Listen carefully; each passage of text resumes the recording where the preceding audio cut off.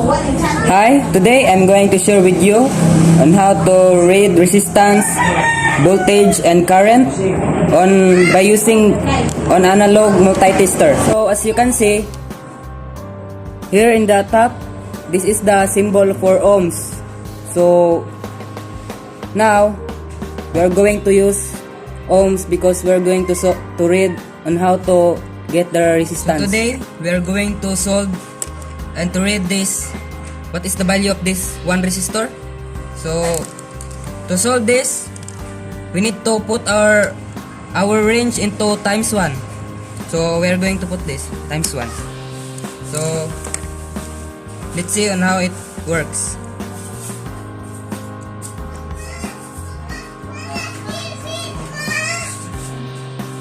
So try to see. So the point here is 1K. So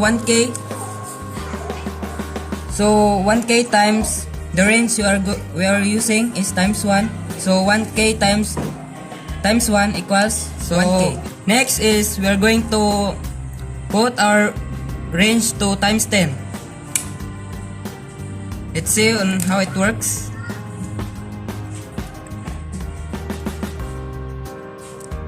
So see, the pointer went to 100. So 100 times 10, the range we are using is times 10. So 100 times 10 equals 1K. So for this, we are going to solve the voltage of this battery on each resistor. So the voltage of this battery is 1.5. So we are going to solve this. So our resistor, our multimeter we are going to set this in times 2.5 voltage. So we are going to see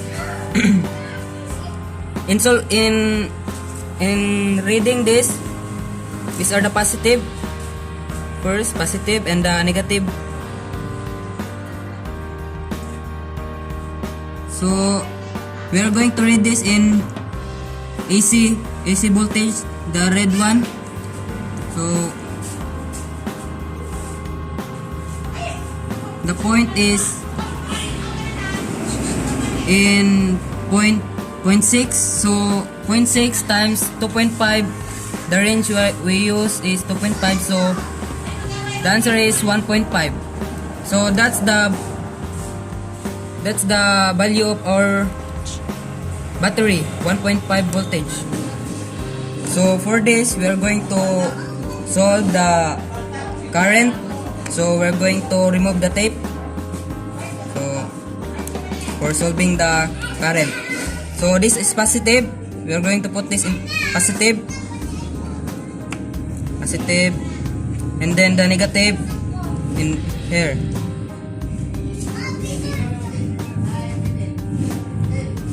So let us first put the range in 2.5. See, 2.5. So let's see how it works.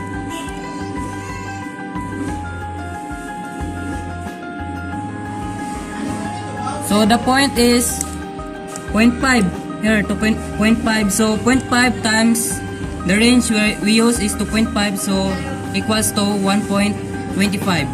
So that's our current.